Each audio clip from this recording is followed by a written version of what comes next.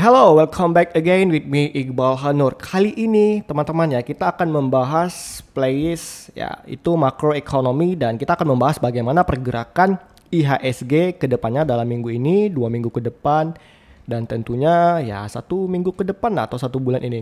Yang seharusnya kan di bulan Juli ini kan menjadi sebuah rebound untuk market IHSG. Tapi ya mau gimana kata lagi, ya kita dengan ketergantungan terhadap Trump dan Powell ya di Amerika ini ya itu yang ngebikin semua market di seluruh dunia itu jadi gonjang-ganjing, nggak jelasnya tuh seperti apa. Nah, mungkin yang udah sering nonton saya kan udah tahu bahwa hati-hati untuk dalam kondisi IHSG di awal-awal bulan ini, di awal bulan Juli. Walaupun saya harapannya gitu seharusnya itu untuk rebound ya. Nah, seperti yang udah saya share itu di pagi tadi sekitar jam 8 pagi ya, kalau Trump mengumumkan kenaikan tarif pada 14 negara termasuk Indonesia dan Afrika Selatan. Jadi teman-teman yang udah nonton kemarin di video saya ini ya 4 hari yang lalu saya bilang bahwa ini seharusnya kita udah mulai habis tanggal untuk 90 hari penundaan tarif trade war dari si Trump tadi.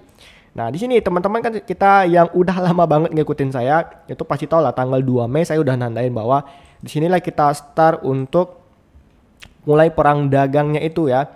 Mulai penundaan perangnya itu di sekitar tanggal 9 Mei. Nah, jadi 3 bulan ke depan itu seharusnya kan ini di tanggal pas nih di tanggal 9 Juli ini saya tandain ya.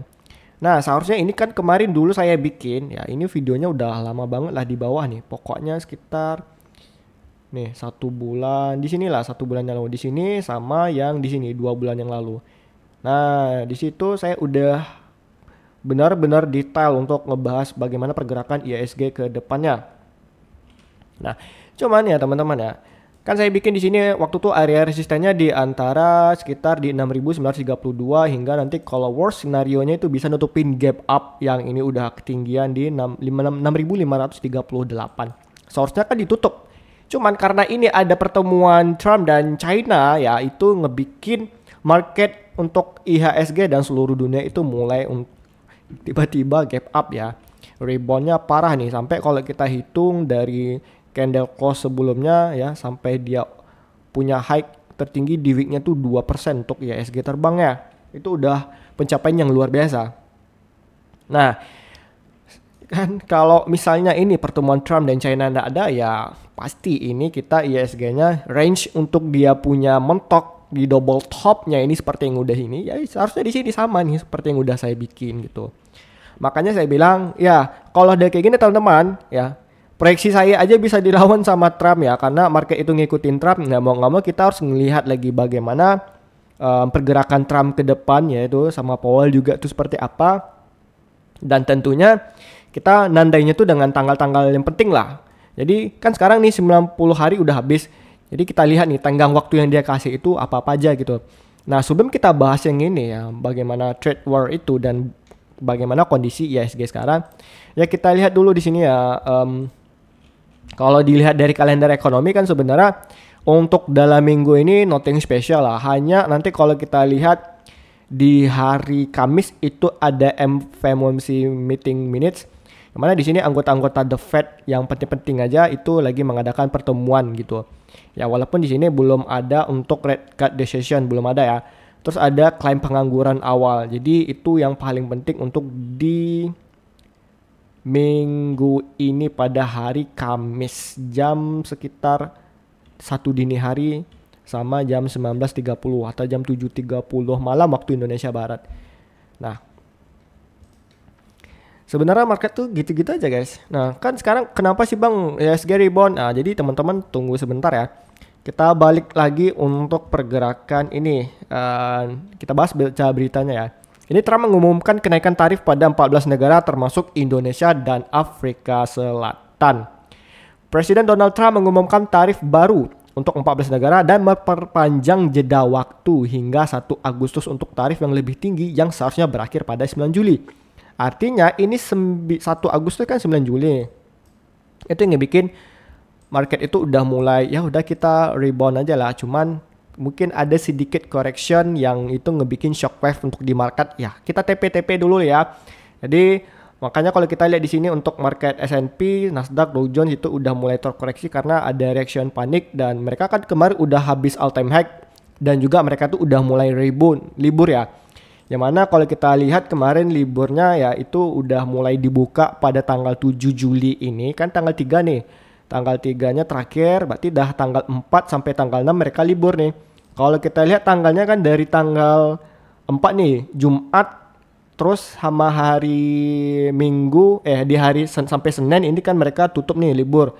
Kalau misalnya hari Minggu sama Sabtu wajar lah mereka tutup. Intinya di hari Jumat sama Senin itu mereka mulai tutup dan sekarang udah mulai terbuka marketnya dan langsung di opening dengan koreksi. Jadi sebenarnya koreksi ini menurut saya ya wajar ini untuk di S&P 500 dan ini di juga Nasdaq dan Dow Jones nih. Kenapa seperti itu ya? Bisa kita lihat kan yang udah ngikutin saya kemarin kalau ini kan mereka sebenarnya udah dipucuk. Saya bilang bahwa nanti di open mereka punya market di hari Selasa, saya bilang kemarin waktu mereka udah habis holiday dia kan koreksi. Nah bener kan? Nanti teman-teman bisa cek lah bahwa saya udah ngasih panah nih bahwa untuk di hari Senin itu Selasa ini mereka udah mulai terkoreksi dan terbukti sekarang terkoreksi kan. Nah sekarang kalau kita lihat dari Nasdaq juga itu melakukan hal sama karena mereka udah punya gap up loh. Artinya kalau udah modelan gap up mereka close bull tapi mereka bentuk gap up ya otomatis ada event tambahan seperti liburan, ya udah berarti di hari selanjutnya mereka harus close dengan koreksi. Begitu juga seandainya dibalikkan arah, misalnya mereka punya gap down ya kan, gap down di close dengan bearish, terus ada libur, tapi eventnya bagus, ya udah mereka bakalan balik nutupin dia punya gap. Nah, termasuk juga dengan Dow Jones melakukan hal yang sama gitu. Jadi kita kembali ke SPX. Nah ini masih sesama proyeksi saya. Ini untuk SPX kita masih belum tahu ya ini kemana, apakah dia masih bisa ke arah 6180 atau dia udah stay di sini punya market rebound sebentar sampai di tanggal 1 Agustus nanti gitu.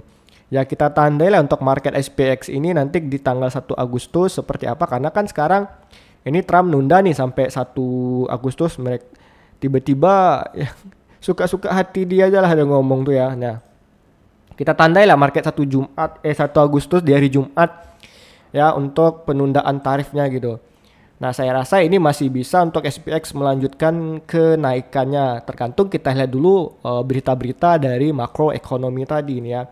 Misal dari ini kalender-kalender ekonomi seperti apa dan reaksi Powell itu juga seperti apa gitu. Nah ini sebenarnya banyak sih mau saya bahas tapi nggak terlalu lama banget lah gitu. Terus kita tandai juga nih dari composite di tanggal 1 Agustus kita tandai nanti nih ya. Nih di tanggal 1 Agustus. Nah, ini untuk IHSG-nya.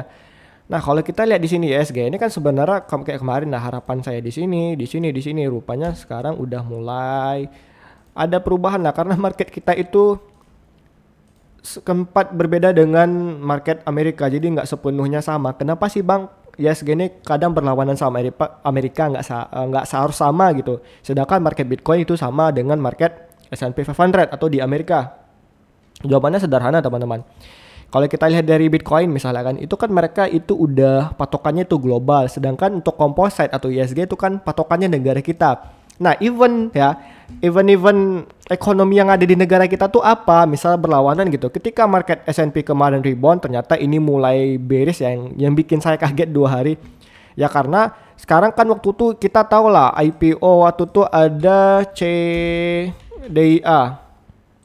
Nah, jadi wajar kalau event-event seperti ini ngebikin market tuh jadi likuiditas pada nyabut semua termasuk asing. Mereka udah mulai AIN di beberapa emiten yang sekarang lagi rame di bulan Juli. Makanya kemarin waktu di video yang kemarin nih beneran saya kesal kayak kenapa sih sekarang itu berita-berita kayak IPO-nya tuh sekarang akhir tahun kayak pas udah suku bunga dipotong gitu kan, malah sekarang itu yang bikin kayak aduh ya. Tapi ya nggak apa-apa lah. Yang penting kan kita udah profit di sini sekitar 8 sampai 10% di saham PGO yang udah ngikutin di grup Trade with Iqbal ini. Selamat ya.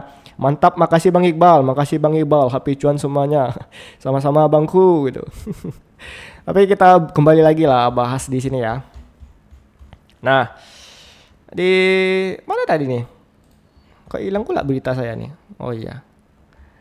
Nah, jadi itu yang ngebikin sebenarnya market di IHSG itu berbeda untuk pergerakannya dengan Amerika tuh kok bisa sama. Nah, saya ada loh satu yang saya bikin ngiri.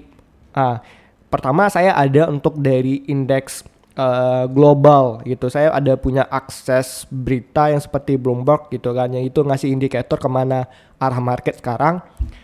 Itu satu ya, ini bakalan saya bahas. Kedua, saya ngelihat pergerakan IHSG dan Bitcoin ya, termasuk LQ45. Ketiga, saya heran dengan beberapa pergerakan saham di Indo. Itu yang ngebikin saya kayak, bagi yang nonton video saya ini sampai di menit 10, hati-hati untuk kedepannya, hati-hati nih saya bilang.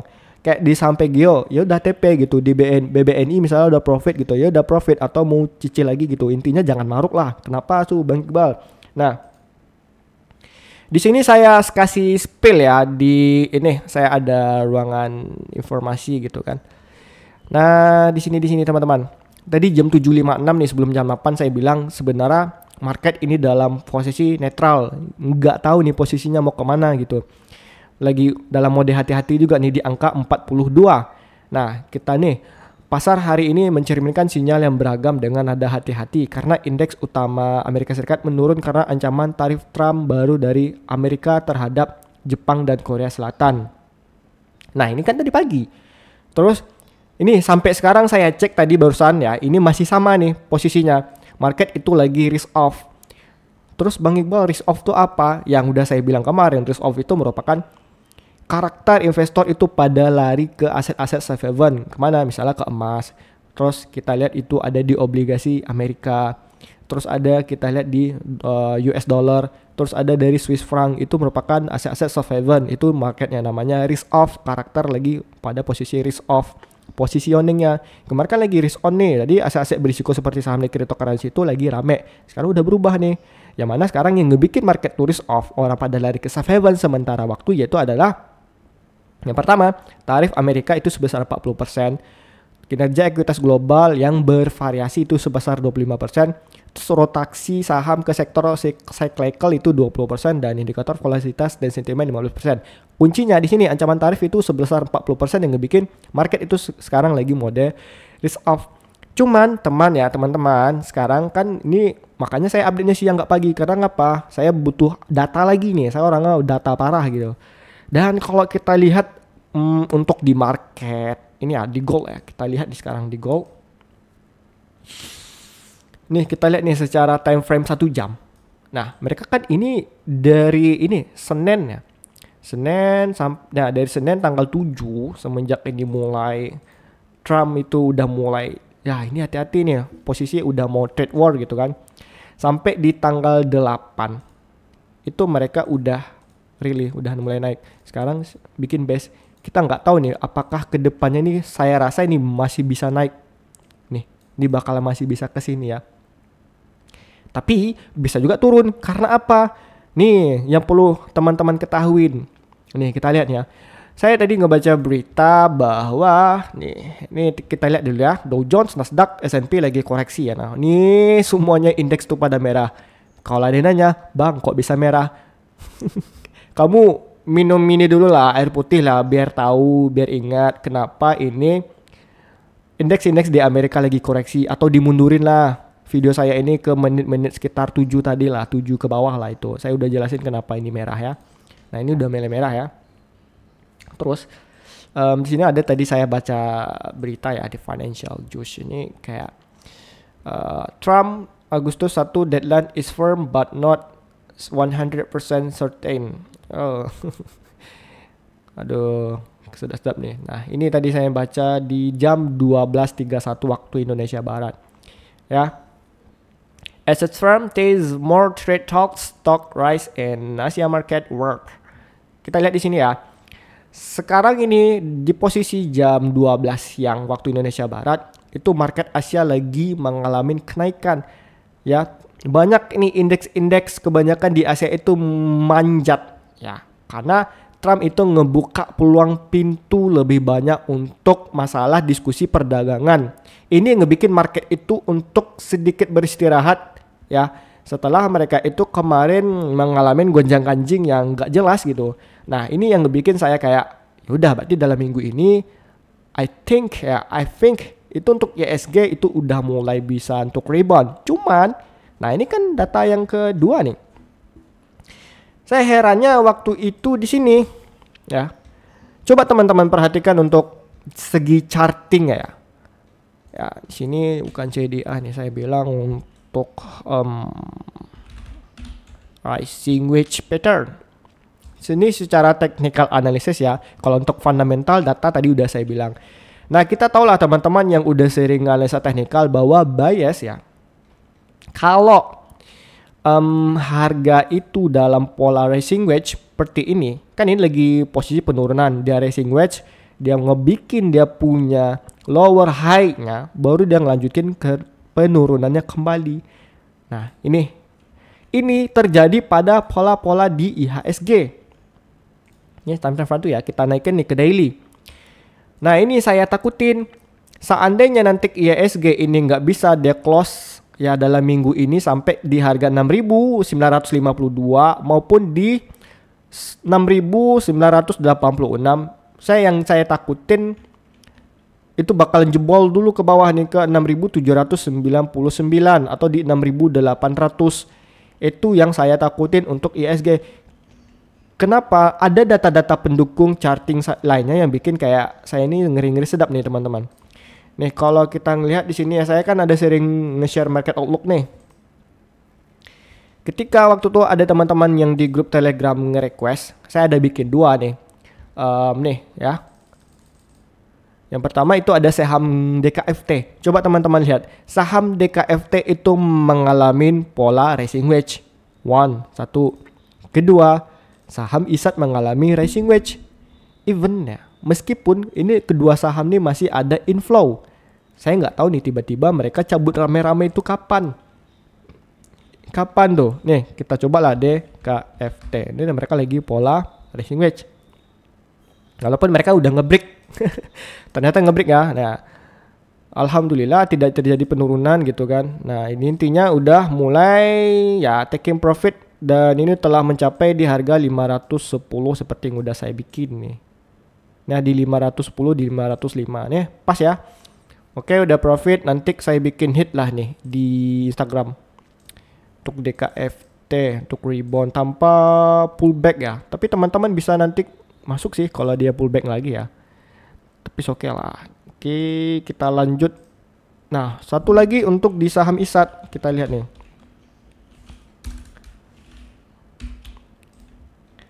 Nah di saham ISAT ini kan masih belum ada konfirmasi dia masih bisa dibawa naik atau dibantai turun dulu gitu.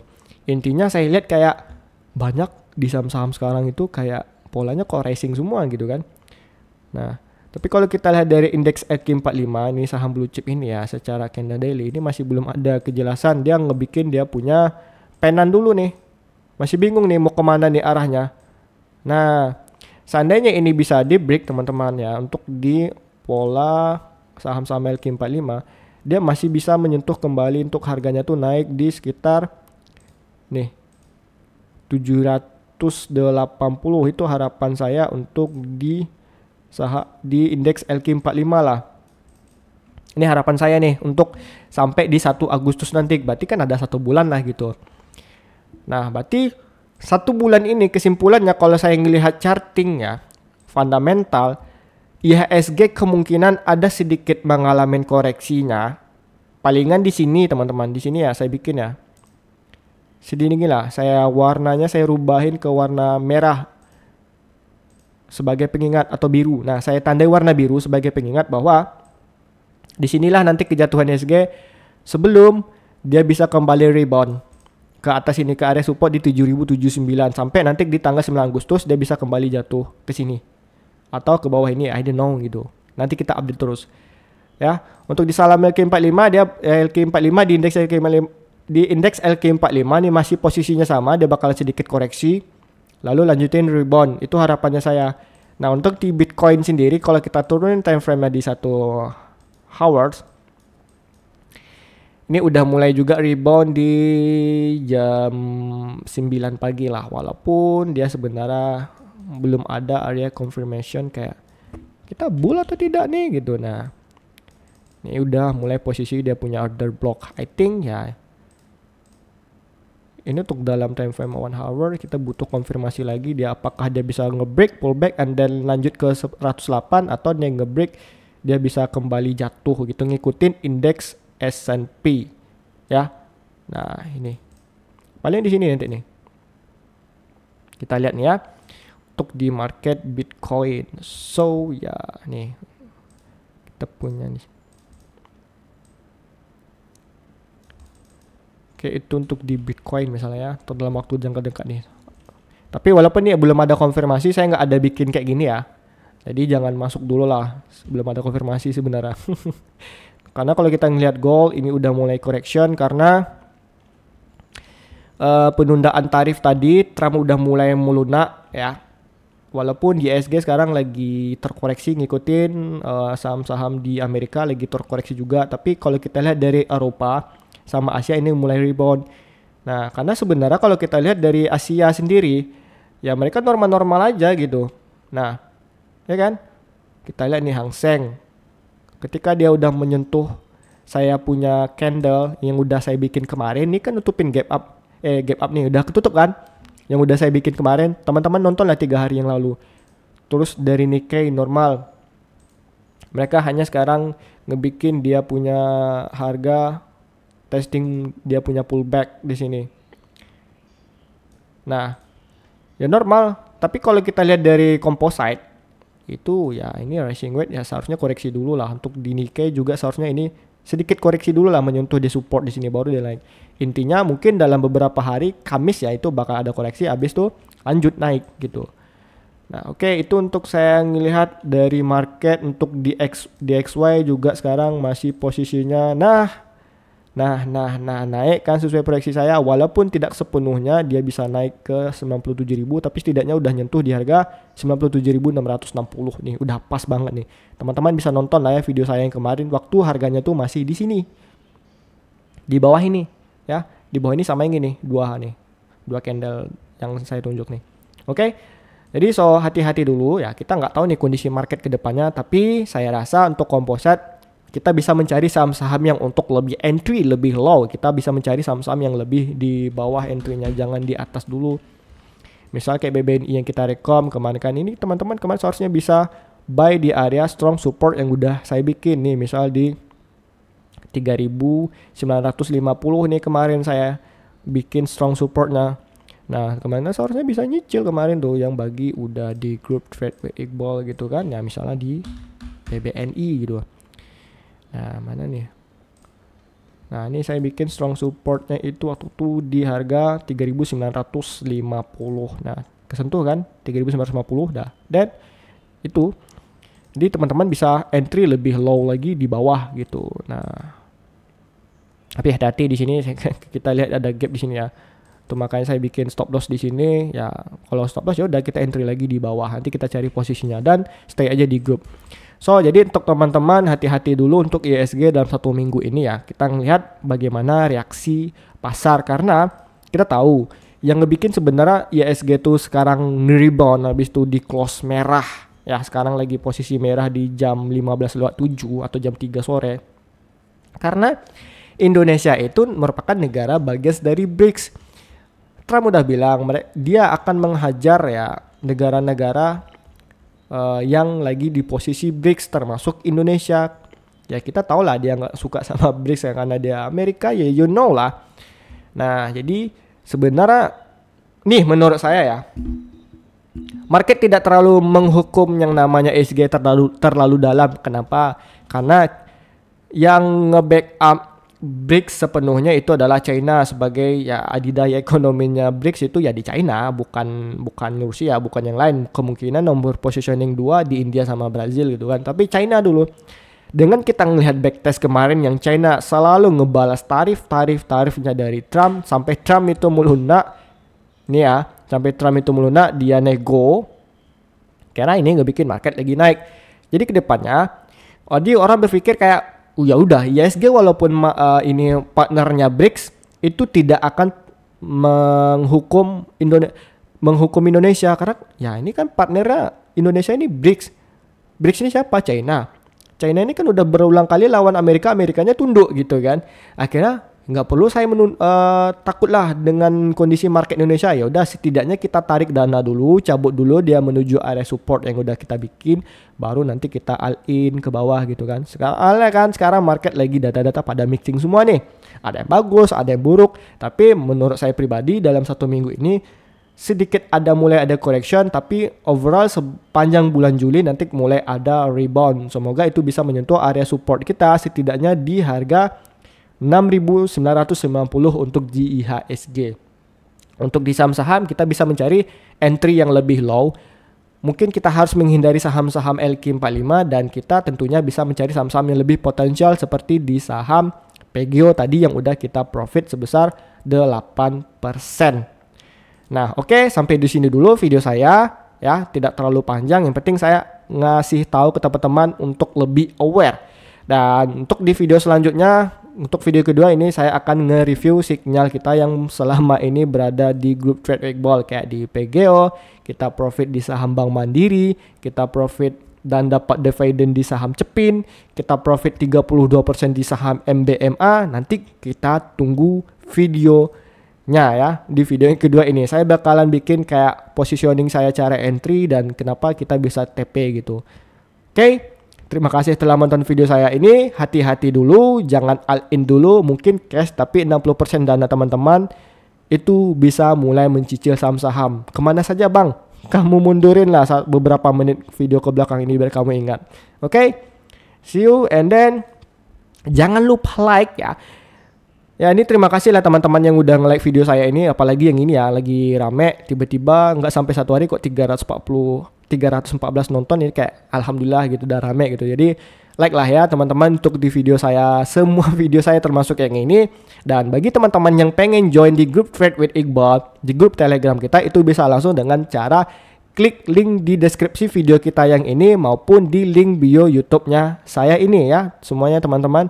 Dan nanti di situ kita mendapatkan berita 24 jam, kita mendapatkan diskusi dari teman-teman semuanya, kita mendapatkan free signal seperti di PGO ini yang udah 8-10%. Oke semuanya, dan terima kasih ya. Aktifkan notifikasi bell loncengnya biar nanti teman-teman itu bisa nonton saya ketika saya tidak tentu jam uploadnya gitu. Dan share video saya ini kalau ada teman-teman yang lain penasaran dengan kondisi global ke depannya. Saya capek nih jelasin, kamu nonton aja video Pak Iqbal gitu kan. Kamu share aja nih link video saya ini ataupun link di YouTube saya ini. Nah, dan seperti biasa yang terakhir teman-teman, salam gacor.